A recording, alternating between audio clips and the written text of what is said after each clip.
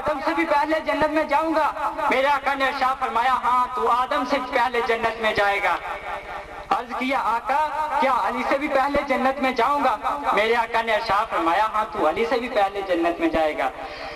آقا کیا عمر فاروق سے بھی پہلے جنت میں جاؤں گا؟ میرے آقا نے ارشاد فرمایا ہاں تو عمر سے بھی پہلے جنت میں جائے گا۔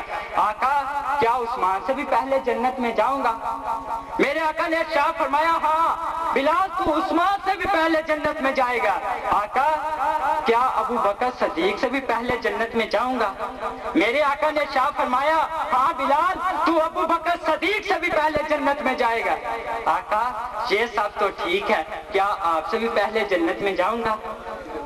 کیا آپ سے بھی پہلے جنت میں جاؤں گا؟ آقا کی نگاہ رحمت اٹھی، بلال قدموں میں گر گئے، آقا گستاخی معاف کیجئے، آقا گستاخی معاف کیجئے۔ میرے نبی نے ارشاد فرمایا اٹھ بلال، تم مانگ کس سے رہا ہے؟ اس مصطفیٰ سے مانگ رہا ہے جس کو خدا نے کہا ہے انا آتیناک الکوثر۔ وہ خزانہ قدرت نہیں جو نبی کے ہاتھوں میں نہیں۔ اٹھ محمد اعلان کرتا کچھ سب سے پہلے جنت میں جائے گا۔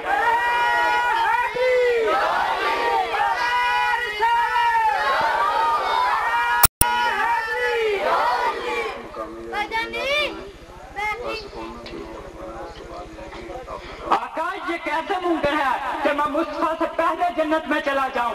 آقا یہ کیسے ممکن ہے کہ میں آخر الزمان نبی سے پہلے جنت میں چلا جاؤں؟ آقا یہ کیسے ممکن ہے کہ میں آقا دو جہان سے پہلے جنت میں چلا جاؤں؟ میرے آقا نے ارشاد فرمایا اے بلال گھبرا نہیں، جنت میں میری سواری جا رہی ہوگی، اے میرے غلام اس کی لگام تیرے ہاتھ میں ہوگی، تو جدھر جدھر جائے گا رب کی رحمتوں کے دروازے کھلتے جائیں گے، ہاں تو مجھ سے بھی پہلے جنت میں جائے گا۔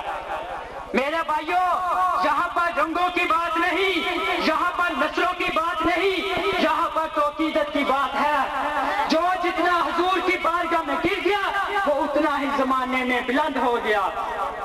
میری درخواست ہے آپ جناب محمد ارشاد بسن صاحب سے کہ وہ مائک پر تشریف لائیں، جناب مرزا محمد لطیف صاحب سے کہ وہ مائک پر تشریف لائیں اور ہدیہ عنایت پیش کریں۔ جناب مرزا محمد لطیف صاحب، نعرہ تکبیر، نعرہ رسالت، نعرہ حیدری، عظمت و شان مصطفیٰ۔